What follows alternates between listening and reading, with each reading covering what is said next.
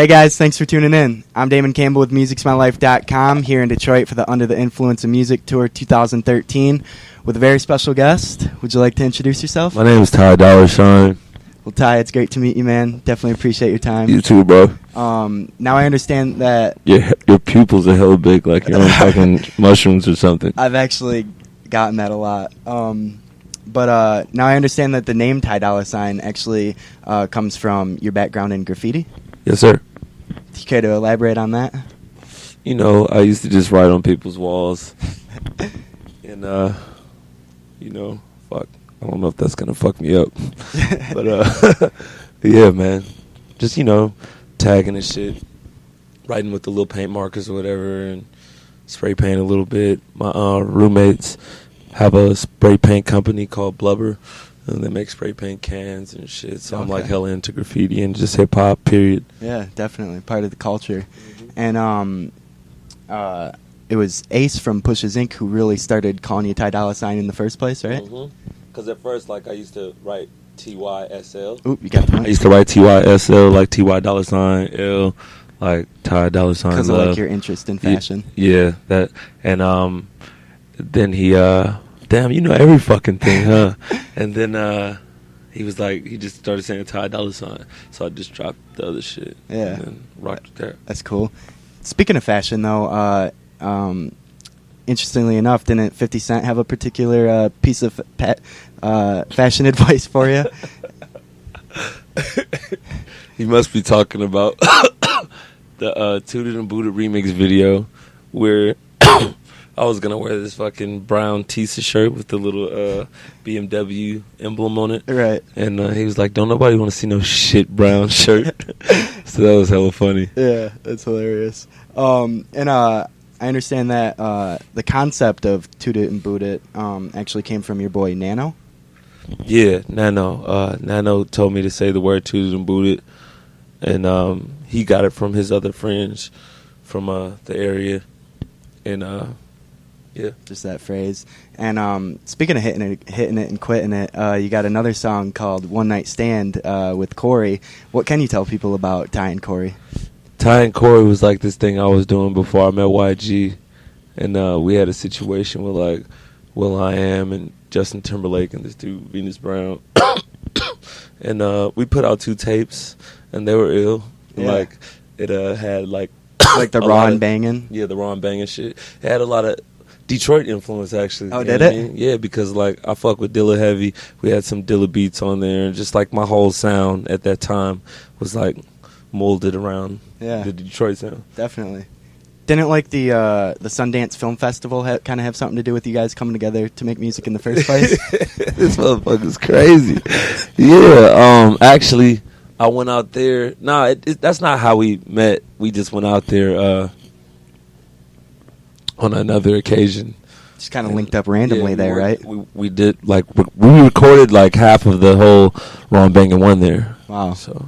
And speaking, I suppose, of the Sundance Film Festival, perfect for dancing in the sun is your new mixtape, Beach House 2. Yeah. I was telling you earlier how that's, been on repeat lately.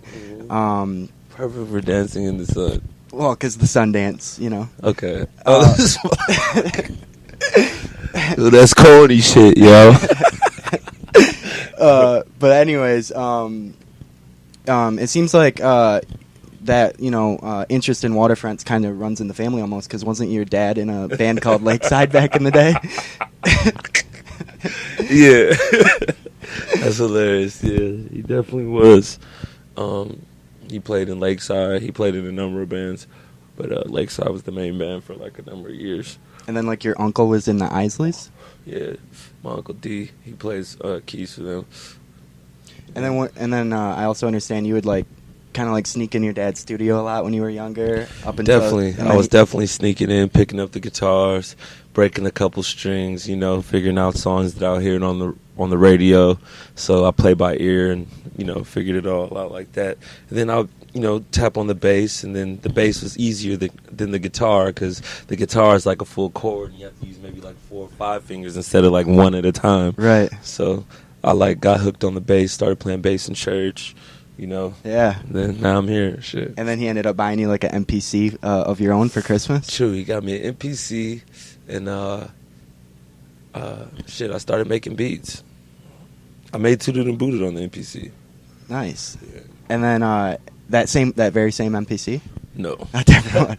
Okay. I had a couple MPCs stolen and shit. People broke into the car, broke into the crib. Then I learned not to fucking leave my shit in the car and learned to keep something in the crib. But exactly. You know. Exactly. Well, yeah. Sorry to hear that. And then, if I'm not mistaken, your first time like really, making a full song though was with a fellow named Troy Johnson. Troy Johnson, he knows everything. It wasn't a full song. It was like a full beat. He taught me how to make beats. I would say, because his dad was in a band too, right? Brothers Johnson. Yeah, that's crazy. You also spent some time DJing. Definitely. That's way back in the day. I was DJing at first. Anywhere specific or just like everywhere in LA. Me and my homeboy Malik, we would just go around DJing parties. I would make like 300 to 400. Sometimes only one turntable before Serato. Like, stop the record, talk, get everybody hype, put another record on, bow. Yeah. Cleaning up. And you still have a pretty extensive record collection, right? Definitely. Definitely over 10,000. Wow. Crazy. But perhaps no artist's music has had more of an impact on you than Tupac's, right? Would that be fair to say? Definitely. Tupac had a big influence on me. I like as far as lyrics, you know what I'm saying? As far as lyrics and you really feeling it. Like, you know what I mean? They kind of like helped you get like through rough times too, right? Parents divorce, deaths, everything, man. Tupac was like one of the greatest lyricists ever. Yeah, definitely. What can you tell people about Jack Sample Pros? Jack Sample Pros was what Drugs was before your current production company. Before my, it was the production company. It was me, my boy Jacasso, rest in peace, my boy Chords, and once Jacasso passed, we changed the name to Drugs. Okay. So at that time, we had a placement on Too Short, and we dropped a couple vinyls. You know what I mean? Yeah. And speaking of drugs, I don't know what you're smoking on there, but you also have, you even have like your own strain of weed, the Dolla OG Kush. Yes, sir. There's definitely a strain called the Dolla OG Kush going around L.A., Oakland, California. It's probably like gotten to Denver and other places. I heard it's legal out here now too. So okay. Hell yeah, man. I'm gonna get some out here. Right. How does that differ from regular OG Kush? Just more to your preference? It's just like a certain strain. It's like the Irene and the Larry crossed. I don't know if you ever heard of the Irene or the Larry OG. Okay. But it's those two crossed, and that makes the Dolla OG. Nice. And I know Wiz has the Khalifa Kush, also known as KK. The KK. Burner's got the Cookies, a few others that he's pushing as well. So is there ever any kind of like competition between the different strains, or is it just more the merrier? It's just like, that's what I always have on deck. Wiz has the KK on deck all the time. Burner always has the Cookies, so it's like he has the Cookies, the sherbet, the animal cookies. Okay. It's like different. That's his flavor. Yeah. My flavor is my flavor, Yeah. So I always have Irene or Larry or the Dollar Sign or like, we got this new shit called the Mario. Okay. That's like a sativa mixed with a Kush. So it's like right there in between. Exactly. Like a cool ass hybrid. Yeah, that's sweet. So more the merrier, I guess you could say. Lastly, man, I know you got a daughter at home, so obviously she comes first. But aside from that, at this point in your career, do you consider music your life? Music is definitely my life. My daughter's my life. My brother's my life. My homies are my life. You know what I'm saying? So, shit, life. Yeah, definitely. Well, it was great. I asked that because of my site, once again, beamusicsmylife.com. So, sure, but great chatting with you, man. Definitely appreciate your time. You too, best wishes with everything coming your way. Thanks, man. Thanks for having me on the show and all that. Absolutely. Is there Thanks anything? to everybody out there watching. Anything else you want to say? Follow me on all the social networks. TY Dollar Sign.